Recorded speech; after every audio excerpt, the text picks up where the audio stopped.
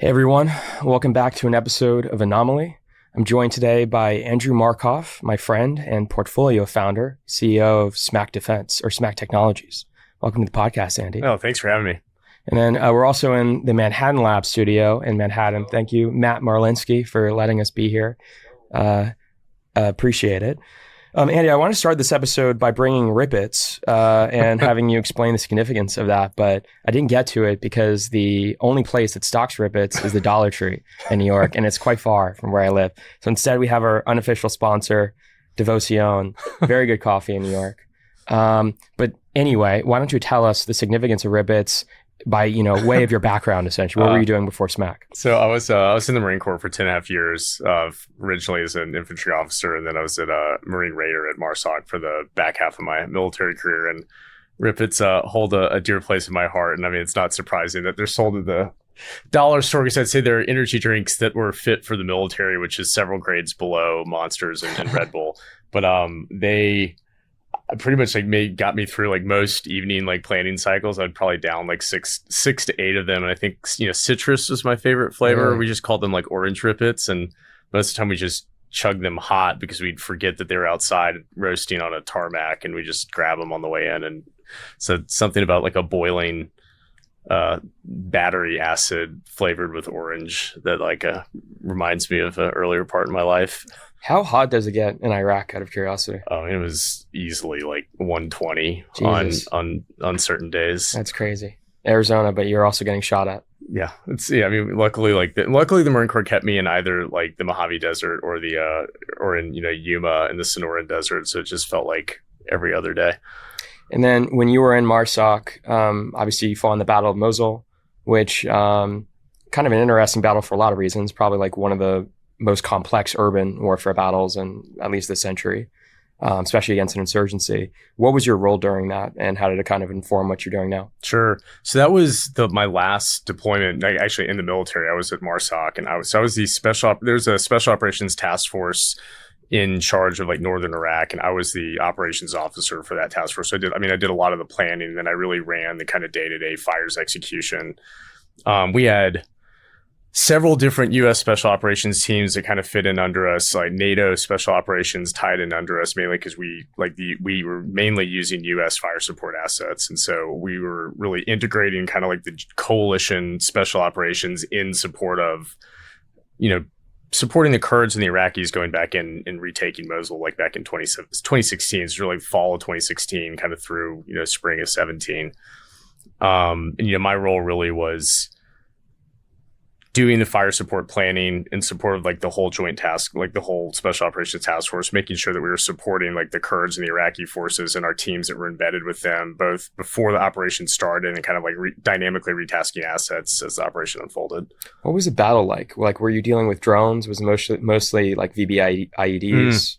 So, initially it was interesting. I mean, Mosul was probably the biggest operation we as a military had for a long time. I mean, maybe since Fallujah. Well, they also had prepared for it so well, right? They had tunnels. They prepared for it. And I mean, in many ways, they'd refined, Al Qaeda in Iraq kind of regrouped as ISIS. And I think in the, years between kind of the original invasion of Iraq and then ISIS kind of revamping and resurging, they'd gotten a lot better at military planning. They got a lot better at fabricating reinforced armored vehicle-borne improvised explosive devices, and frankly they even had somewhat conventional artillery pieces and stuff inside the cities. I mean, it wasn't fighting that they had taken from the Iraqi military. Yeah, yep. Okay. So it wasn't even fighting. It wasn't fighting a near peer, but it was a lot more a conventional military than what we'd seen in Afghanistan and in Iraq before the initial invasion in Iraq, which was, obviously the conventional Iraqi forces.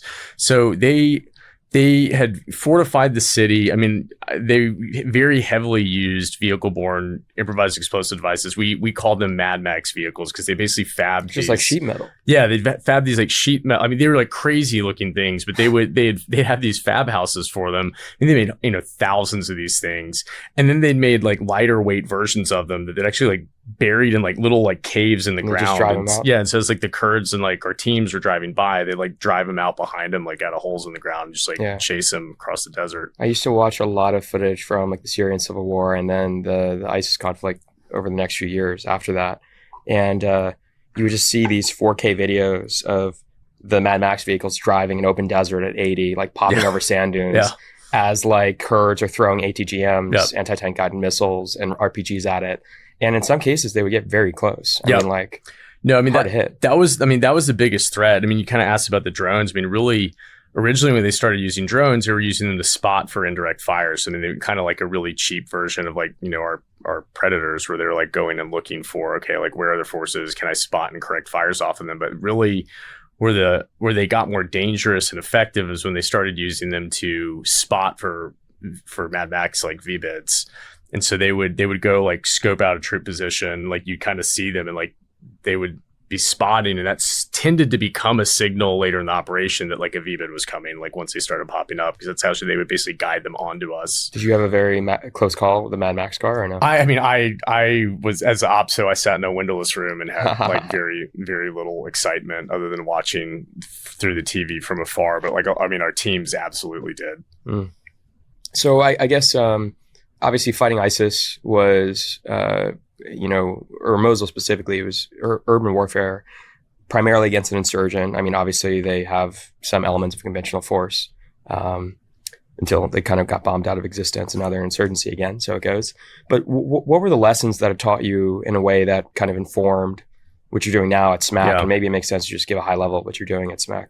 Sure. So, I mean, I think I kind of answer. So I'll talk about kind of like what I learned and how it like led to this. I mean, really, fundamentally, what we were doing as a task force was embedding, you know, our teams with the Kurds and with the Iraqis so that we could integrate like U.S. like intelligence assets and U.S. fire support assets in support of our partners. And so it really was like an embedded targeting mission. But we're gonna basically give you access to our kill chain to make it more likely that you can be successful, get into the city, like clear the city, kick ISIS out. And that's really like when we partner. You know, when we partnered over the years with like the Iraqis and the Afghans and the Kurds, a lot of it has been giving them access to the American kill chain. And so Mosul was probably the first time, like in my career, and I was not part of Fallujah, I was not part of the original invasion in Iraq. So like for me, it was the first time in my career where we actually didn't have enough weapons for all the things that we wanted to use them for. And I say weapons, I mean like, you know, precision guided munitions off of like aircraft or like HIMARS or whatever. We were like actually stretched. I mean, my whole time as a team commander in Afghanistan, we used to use, we call the P for plenty rule. So basically in demolition school, when the Marines like learn how to do demolition, there's an equation where like P equals, you know, whatever. And P actually stands for pounds, but everyone just, it's Marine math, stands for plenty. And when in doubt, just like add more. And so that was basically been our perspective for like my whole career was like P for plenty, just add more. If I pull every piece of ordnance off this aircraft, like I'll just get another and then it'll come with more. Like we couldn't do that there. And I mean, specifically when we looked at the Mad Max vehicles, there were so many of them and we didn't know where they all were, that, you know, Hellfire was the appropriate weapon for that type of target. And I knew every day we have this many sorties with this many Hellfire and there could be this many like Mad Max VBIDs, and like the math didn't add up. I mean, there weren't enough. And so this is the first time we really had to like, we were getting calls for fire and requests for close air support. And we were saying, hey, like if you want Hellfire, like you're not getting it unless it's a Mad Max because we don't have enough. And like if they come, like that's the thing, I need to have that still on station. So we're having to start making these like difficult decisions. It was about like 100-mile front with like, we had probably 12, 13 special operations teams that we were sourcing different air assets to.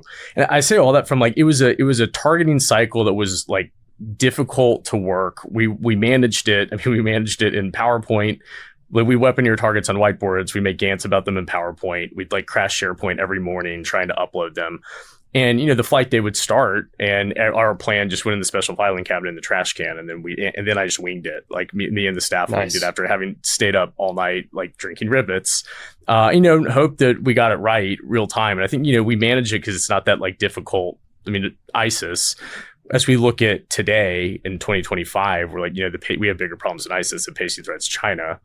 And like, you know, Andy hopped up on energy drink stream math for Marines isn't going to like, that isn't going to work. Yeah, we need at least 5 of you. Yeah. And so like, that's really like the kind of background on like why we started SMAC is as we look at deterring peer level conflict, we don't have the tools that we need to make the types of decisions that we would have to make across a theater like the Pacific. So we're very focused on this concept for like, decision dominance, which is the ability to analyze multimodal data streams in real time and then convert that analysis into the right decisions across the kill chain, like faster than our adversaries, like, whiteboards and Kanban boards, and doing weaponeering on napkins isn't going to cut it.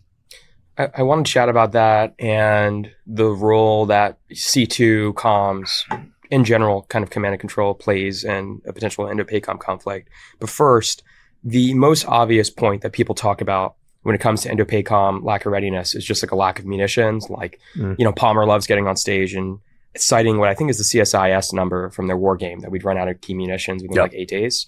You see new headlines every single day. You have Colby pausing shipments of Patriot interceptors to Ukraine, arguing that we need them for Indo-PACOM. Patriots obviously are also needed by virtually everyone who, uses the Patriot system, which is a lot of people now, basically every non-Russian and Chinese aligned country. Talk a little bit about that. Like, how do you think about munitions and the lack of, a defense industrial base to produce them as being a key area of lack of readiness versus the C2 and kind of decision piece? Yeah, it's interesting. I mean, I think when I think about like we focused for so long on the global war on terror, which, I mean, initially like totally made sense, but I feel like we focused on for so long that we lost sight of, one of the primary reasons that like we have a military, which is deterring, a World War III scenario with like with a peer adversary. And there's like all these things that we didn't work on that like are now issues, like scaling autonomous systems is like one of them, rebuilding the industrial base is another, and kind of like to your point on like munitions, rebuilding an industrial base is like absolutely important. And I'll talk kind of about that. But I think, then there's this decision dominance or C2 and making the right decisions. And I guess what I would say is, if we go to war before 2030, which, hopefully we don't, but as we think about like the near term, it's going to take time to rebuild the industrial base. It's going to take time to create stockpiles of like the types of munitions that we need to project power in that type of a conflict. And like, we're not going to have enough time on a 1 to 2 year time horizon to have done that. And so I think really they're all issues. Munitions absolutely matter. Like we need cheaper ones that are more effective. We need like, exquisite ones that like work better in, denied environments. Like we need all of them. But in the near term, I think the thing that we can affect is decision dominance. And to me, it's largely a choice. Like we have to choose that we're going to do this well. Yes, there's some technology that needs to be built. It's not, an unattainable thing to do. And I think that's kind of like the near term thing that we can control is let's get really good at this while everything else catches up. Yeah. Well, there are hardware bottlenecks, and I'll ask about this later in the form of China shooting all of our satellites down. But the people aspect of this, the organizational, the TTP aspect, could you talk a little bit about that in terms of blockers? Like, is this the type of thing, in terms of what you're building at SMAC, where people, where our central command structure need to reorient around how they even make decisions from a JFN or a strike fire planning perspective? Or is this just like a better version of PowerPoint? Like, how do you kind of think about that in terms of designing something that would work for a near peer conflict without like radically, changing the training that's essentially required to adopt it? So what I would say is that like what SMAC allows, like the vision for SMAC and what we're building is actually realizing decentralized command and control, which is not a new concept for the military. And frankly, like that's, I think, one of the things that is very different about like our military from like a lot of the kind of, Soviet styled militaries is that we actually do push a lot of like doctrinally push a lot of decision making down to the squad leaders, the team leaders, the platoon commanders, very down strong to those NCO level. culture. Yes, and I think like we have that. Like we are better than every other military in that respect, but we're not good enough to deal with the environment that we would be in. And frankly, we've developed bad habits over the course of the global war on terror. And I mean, and I realize why they happened, but basically we did the decentralized execution really well. And then like we got kind of stuck in this world where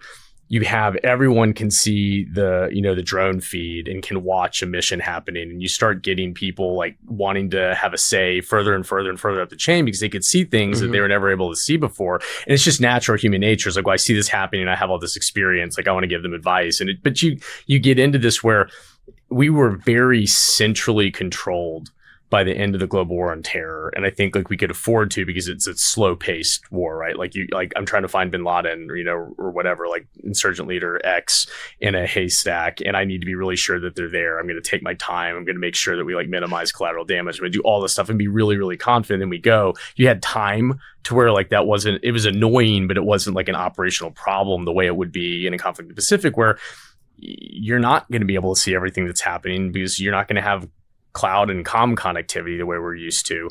You aren't going to necessarily know the outcome of a series of strikes potentially for days, depending on the communications environment. So like we can't get away with that anymore. And so we have to actually get back to our roots of executing decentralized command and control. And like I think that's a lot of what we're trying to build, where we think about our product as having kind of two main products. We have like, so I generally only speak in movie references. And so like one of my favorites is like The Edge of Tomorrow. I would say it's story of my favorite Marine, Tom Cruise.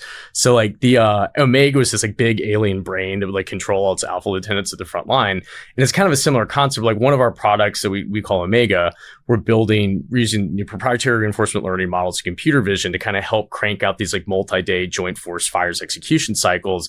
And the concept is like that works.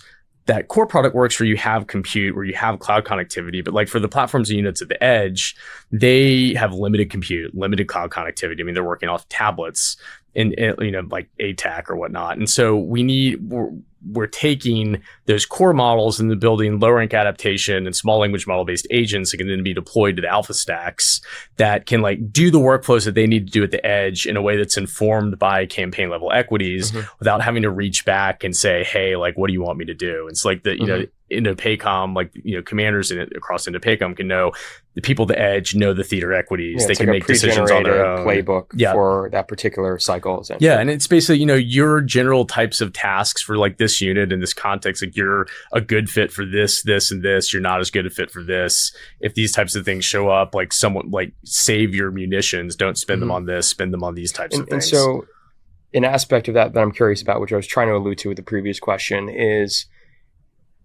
if you were to have 10 or 20 or 100 conversations with the high-ranking officers within Indo-PACOM who are responsible for making a lot of these decisions around which TDPs get adopted and everything else and deployed, have they woken up to the fact that like, hey, we're only going to send metadata back, we're not sending full 4K feeds? 100%. Really? Everyone is painfully aware that the way that we have fought for the last 20 years is like it's not tenable. There's the issue is just there's no current solution to solve this, but people are painfully aware of this. And what are they designing for? Is it that the default case is that China shoots a bunch of anti-satellite missiles into space and blows up all of our SATCOM?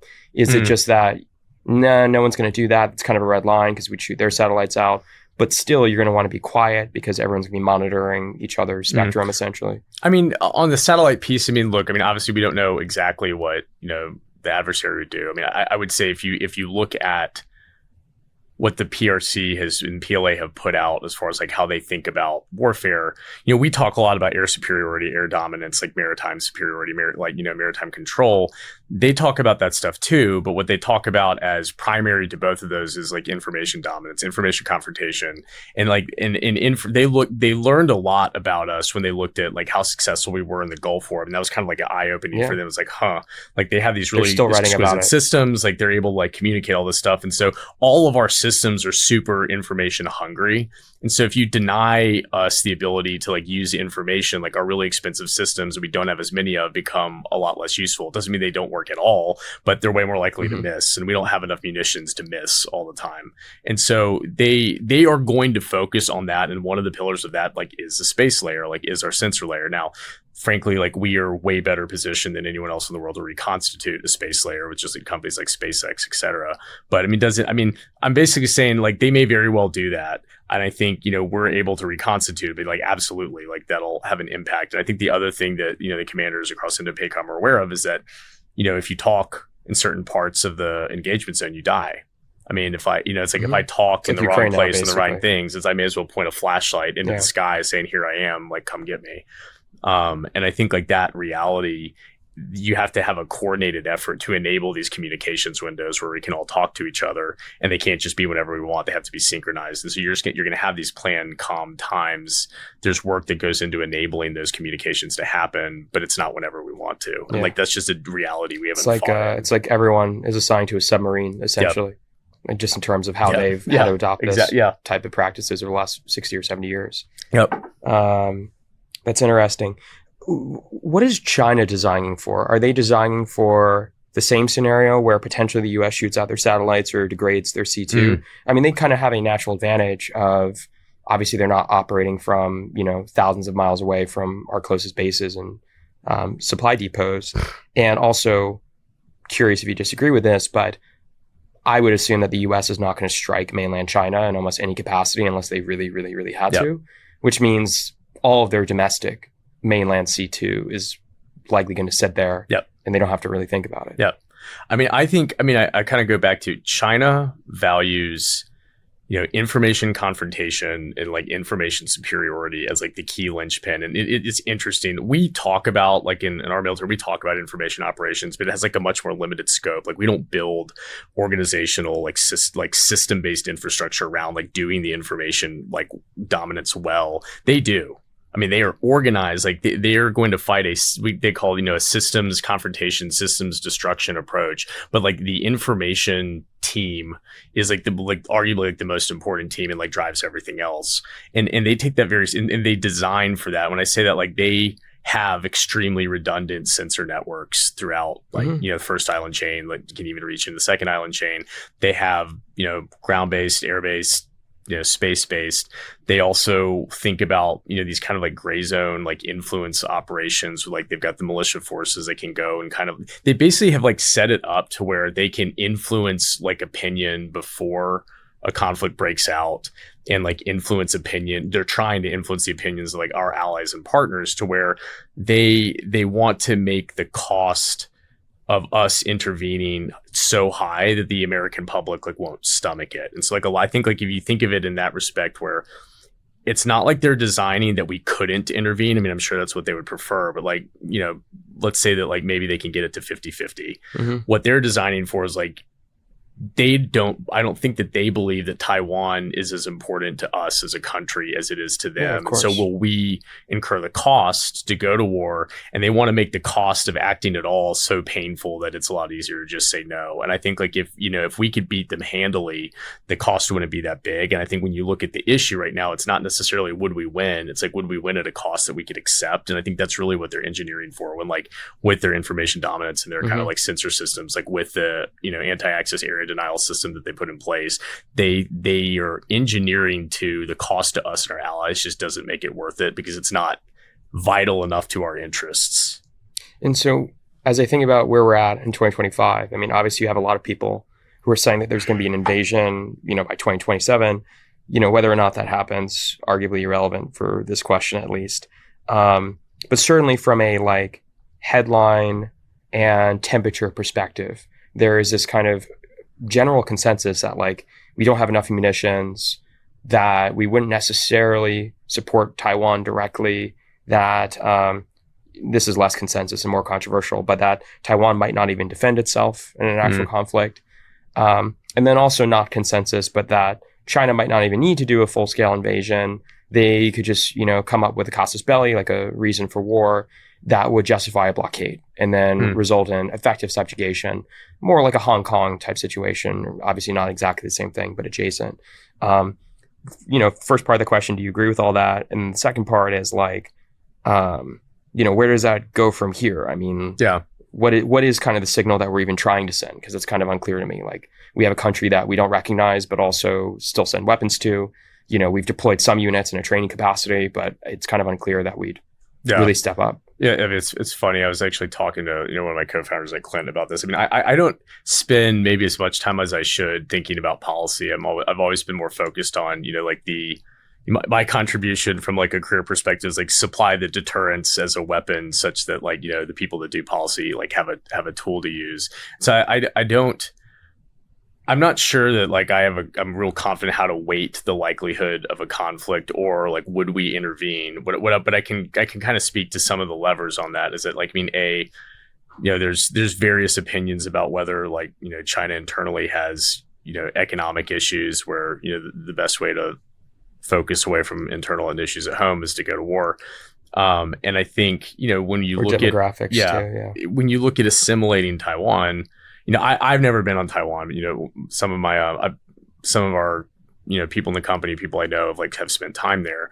And, what they would say is that, the Taiwanese still, for the most part, think of themselves as Chinese, but not mainland Chinese. They're like, or you're like, you're Chinese? Like, yes. Or you mainland Chinese? Like, well, no, that's a different kind. But the younger generation doesn't think that way. They think of themselves more as Taiwanese. And so the longer you wait, the harder it is to assimilate, because you start to have this national identity that right now still hasn't fully permeated, but could. There's also a cost equation as well, in terms of, sure, younger Taiwanese see themselves as Taiwanese and they don't want to be part of the CCP.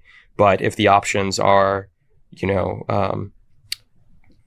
to put it bluntly, get turned into a parking lot by the PLA rocket force, or assimilate into a mostly developed country and maybe suffer some authoritarian setbacks, that cost equation isn't clear for a lot of people. It's not. I mean, and I think, going back to, if you just look at our partnerships with the Iraqis, the Kurds, the Afghans, I mean, I think when people ask, well, Taiwan wants to defend, I mean, of course they're going to defend, but to what degree? Mm-hmm. And I think that, that degree is directly related to how certain are they that we're going to intervene on their behalf.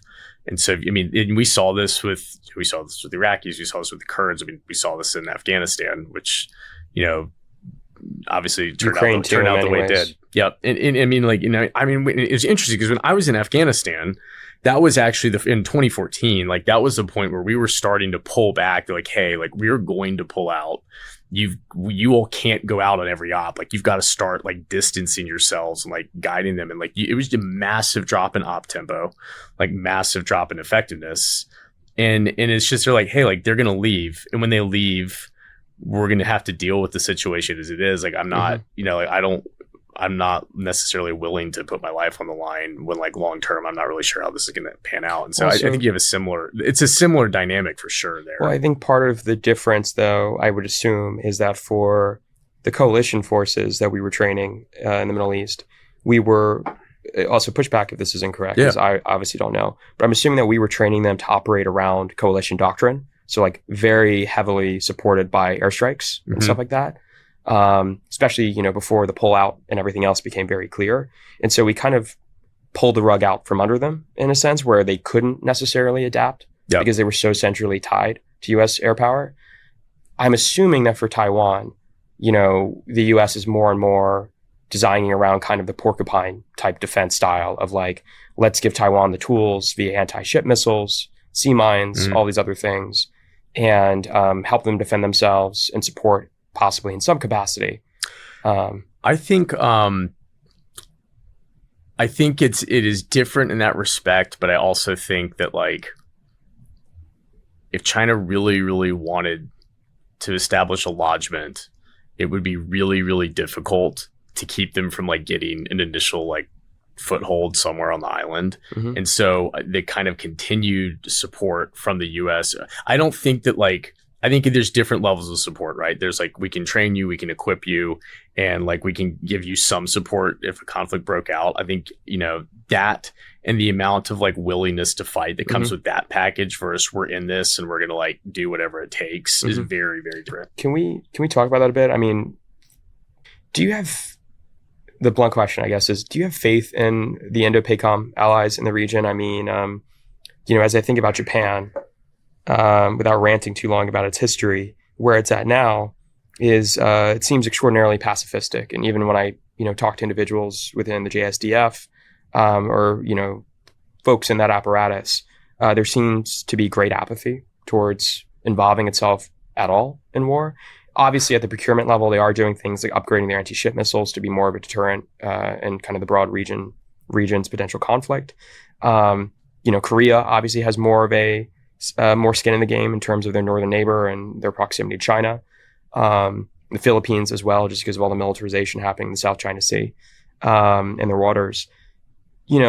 Very different, obviously, than the coalition you were attaching yourself to in the Middle East. But, as you think about the region, what role do you think that they would play in practice, essentially? Like, do You think the Japanese specifically, or just like the whole area, basically? I mean, I think what I would say as a start point is there is no winning a peer level conflict against China without the Japanese and without like our Pacific partners. I mean, no winning. I mean, if you think of just like rough, soundbite, like we're 40% of the bullets. So I mean, like there is no winning without our partners. And so it is, I mean, there, on the one hand, there's like, will they support, will they not? There's a lot of like, political dynamics there, but like there is no scenario where this goes our way without them. And so it's kind of like it has to. And I think, look, will they or won't they? I mean, I do think, I have not worked with the Japanese. Clint. Clint has spent like a significant amount of time. Clint's also former MARSOC. Former MARSOC. Did his last tour with 5th Anglo out in Okinawa. So I'm super familiar with them. I mean, I get the sense that like the Japanese are actually like quite capable partners. And I mean, I think similarly, like, with, the Philippines, like obviously you've got the Australians and the Taiwanese. I think the question is not as much, will they support in a useful way? It's, will we be able to integrate them as a coalition in a useful way? And like, that's the bigger problem. I mean, we have learned like none of the lessons about how to like actually work with like partners and allies that we should have learned over the last 20 years. And that is the bigger issue, is like, we don't have enough bullets to go around. We can't be all like shooting the same things. Like we need to like spread out and like, economy of force. And right now, the way that happens is, a phone call and a sticky note. Oh, and boy. there's kind of like there's no trust, because I mean, obviously we have different collection capabilities than they do. There's, fears about like, infiltration, about, like anti-cyber capabilities, et cetera. And so there's, there are issues, but fundamentally, like if we're going to be a coalition and I'm just like, hey, like you just need to believe me, like look on the sticky note and go do this thing, like that just doesn't work and it's not efficient. And we haven't figured out how to like machine to machine share. Do you think SMAC solves a piece of that? I think it's something that we've got to like work on. I mean, I think that we've got to like, we need to get what we're building in their hands. And I think, Clint and I talked about this as well. I think one of the things that we're trying to provide is like confidence scores around the decisions. And like, maybe you have to obscure the means by which the decision was derived, because it's got like a zero knowledge proof. But like if they're using the same product as we're using and they know the method by which the confidence scores are produced, and they know that like, hey, it's saying do this thing with this confidence score, like it at least gives like some trust, as opposed to us being like, do what we say because we say so. Mm-hmm. That makes sense. I guess zooming out, you've been running SMAC, I guess, for a couple of years now. You were at Palantir before that. You touch base, obviously, with the DoD and INDOPACOM more specifically very often. Do you think things are moving in the right direction or the wrong direction? Like, how has your confidence changed over the last, year and a half? As far as like our preparing for like, are we moving in the right direction? I think we're absolutely moving in the right direction. You've got like really, really talented people and companies working on like all of the big problems, from like the industrial base to like, the decision-making space to like autonomous systems. I mean, I think like everyone is focused. You got a ton of talent. I think like, I don't know, even 5 years ago, if you looked at how many people like actually wanted to like not work at Facebook or Google and like make, the next whatever like social like app and like actually like work on like in the DoD, like that feels like that has been easier to pitch than I would have thought. And like people like genuinely, like the best like talent like wants to work in the space. You've got investors that are like dumping money into the space, that are like actively trying to help companies like succeed in the space. I think the country's moving in the right direction, and like moving as quickly as we can. Mm-hmm. You mentioned earlier that, or at least all the questions I've asked you so far about like, people's awareness of these issues is also obviously very confidence inspiring. Like everyone seems to know what the conflict would look like and what we have to do about it. Where do you see misalignment? I don't even mean necessarily in incentives, but just communication in terms of like, are there issues between procurement and end users? Are there still things going on at kind of the general staff level? What have we not figured out yet? I think the thing that we haven't figured out, frankly, is like how to do like jointness well. And I mean, like really what I mean by that is, this is fundamentally a joint fight. And when we look at, again, the Chinese write about this a lot. Whether they can actually execute this way, I would say is, I'm highly skeptical of. But like the way that they write is like a system on system confrontation, which is integrating a bunch of different systems that are not necessarily service bound. It's not like an Air Force system, a Navy system. It's like by a capability type. And when you look at like the U.S. joint doctrine, I mean, we have the same verbiage around how a joint force fights. But I think when you look in practice, like we're still too siloed by service. I mean, even if you look at the procurement and you look at CJADC2, like a lot of the issues we've had with CJADC2, combined joint all domain command and control, has been, it's built by certain, yes, it's like, I'm really good at like digesting acronyms. C5 is also tough for me. I always forget C5. I hate that one. Yeah. The services have their own CJADC2 lines, right? And so you have like the Navy has, well, this is how we're going to do our contribution to JADC2. And then like the Army has theirs and the Air Force has theirs. And like every service has like their own equities and slightly different doctrines. I mean, frankly, as a person trying to build a joint product, having to reconcile all the tiny little discrepancies in joint doctrine to get a product that works, I can tell you like they don't actually line up like one for one. Like they're different enough that you end up with these different equities in each service. And that's why that competitiveness in terms of each branch wanting to kind of make it stake. I would say yes. I mean, I think, there's friendly rivalry amongst all the services. And I don't think it's anything more than that. But I do think that there are cultural differences in how people see fighting a war like this, which frankly we've never fought, and how that's going to pan out. And they like lean into the kind of their service perspective. And we're trying to at the same time build this product that will enable a joint force to fight. And there isn't alignment on how the joint force is going to fight and how we can procure as a country. How do we procure truly joint capabilities? There isn't a good mechanism in place for that. And I think like what you've seen with the Joint Fires Network has been, the original difficulties with CJADC2 with the service-based equities and not meeting the need of a combatant commander, and a combatant commander being like, okay, like I'm going to fix this because like I know like what I need for this, and I'm going to build like frankly like my own version of this to fight this conflict. And you've basically seen that's kind of how JFN has been born, is out of a gap in capability coming out of the service-based CJADC2 lines of effort. Are there, you don't have to answer this if you don't want to, or you might not even have an answer, but essentially every single branch of the military has put out its kind of vision for re-rotating from GWOT, the Global War on Terror, to near-peer conflict. The Marines have, what is it called, Force Design 2030 or whatever. Are there any branches where you read what they're putting out or what they're doing and you're just like, what the hell are you doing? Or any specific capabilities even? I haven't read anything that I think that like people don't clearly see where we need to move and like how we need to get there. I think that the force design documents generally make sense. I think the issue is always like the devil's in the details. And like, yes, we need autonomous systems, but like how many of which type? It's not that we don't need group 1 and we need more group 5, or we don't need group 5 and we need more group 2. It's like we need all of them, and we need all of them, and we still need some of the like exquisite munitions. Like it's not I think it's not like an either or. And what I feel like often gets lost is like, so what is the mix? How does it all tie together? How does it all integrate into a joint force? And I feel like those are the details that don't end up in a force design that end up like really biting us. Yeah, makes sense.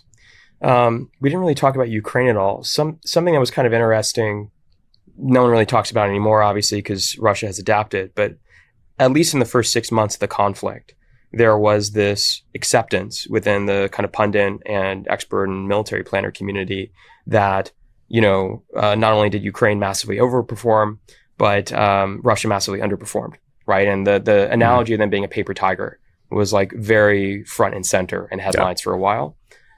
Do you think about that in the context of China at all, in terms of, hey, maybe they're not so ahead? And, like one of the things that people point out a lot is just like how all these different countries think about wargaming.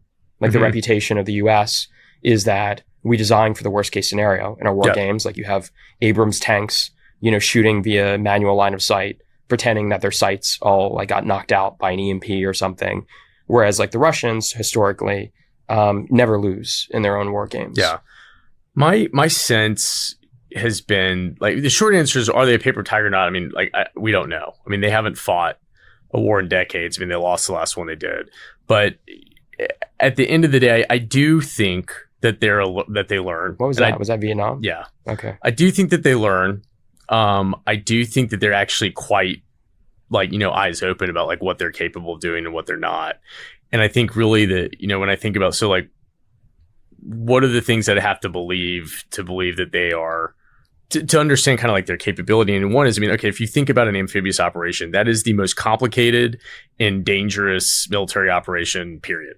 There's nothing else that's even close. If you look at, World War II and the Marines, we learned a lot of really hard lessons on Batio and Taro. Lost like 3,000 casualties over 3 days because we got the tides wrong. And then at Iwo Jima, after a year and a half later, after we were like a well-oiled amphibious machine, 6,000 casualties, which is a really different. And that like Iwo Jima as an island is like a thousandth the size of Taiwan. Sure. Taiwan was on our original invasion like strategy in World War III, and we were like, no thanks, we'll just go to Okinawa instead. Mm-hmm. It's just gnarly. The tides are gnarly. Like there's not a lot of beaches. The mobility is terrible. Like it's super mountainous. Like there's all these reasons not to do Taiwan. And do I think that like they're going to execute an amphibious operation well? Like absolutely not. It's going to be it'll be a disaster. The question is, do they have enough equipment? And do they have the stomach for enough casualties? It doesn't matter if it's a disaster because they'll just do it anyway. Mm-hmm. Or do they not even need to do it? Do they just choke off the island? Taiwan probably has like, less than 2 weeks food supply on the island. They're heavily dependent on like Costco shipping. So they're choking them off is a very real thing. Decapitating their government is like a very real thing. China has a lot of options to get the outcome it wants without having to actually like successfully like invade and seize the entire island. And so that's where like where I worry more is not, do I think they're going to like execute this like amphibious operation well? Probably not. They could do it anyway. Maybe they'll pull it off. It would be a disaster. But they don't necessarily need to do that to force the outcome that they want. Is there any world where they kind of do need to do that? I kind of asked this in a few ways before, but like, as I think about this zooming out, seems like a blockade would actually be very realistic for them to pull off. If they did do that, probably wouldn't rise to like a positive hostile action in a way that the US or Taiwan would be quote unquote justified in responding and not appearing as the aggressor. And unless something changes dramatically, at least in the next 3 or 4 years, seems like the US wouldn't be able to rise to credible deterrence, or even Taiwan, to be honest. Do you think that's overly pessimistic? That is the question. Do they actually need to invade at all? Is that? I guess the question is like, as you think about the calculus from the PLA perspective, do they have strong reason to believe that they wouldn't be successful in that kind of gray zone operation that would result in Taiwanese subjugation? Even if it went, completely black and white, that they wouldn't have enough assets to pull off a successful invasion? I honestly don't know from like a calculus perspective, like how confident they are that like they could succeed at a full on invasion versus like the kind of gray zone thing. I think that they frankly like execute gray zone operations really well. It is in their backyard. It is easier. I think to me, if I'm trying to like get in their head, I think that they have a variety of means and levers. And in the near term, we don't have the margins from a deterrence perspective to where, the price that we would pay to stop them is something that is at least doubtful about whether that price is like worth it to us. And so I think like, to me, if I'm thinking about like that there's this like window where like the US doesn't have this like, deterrence buffer, I'll call it. And they have a bunch of different levers that they can use to drive their outcome. And, over the long term, they know that we're working to increase that margin. And so I don't know how confident they are in any one of the particular capabilities, but I do think that they have a lot of options, all of which could drive what they want. That makes sense. Well, this was great. Andy, if people want to find out more about you and SMAC, how can they reach you? Give out your email if you want, but that might result in a bunch of spam emails. So you can find me on LinkedIn, and then we've got our website up on smacktechnologies.com. Awesome. Thank you so much for joining. Awesome. Thanks for having me. Appreciate it.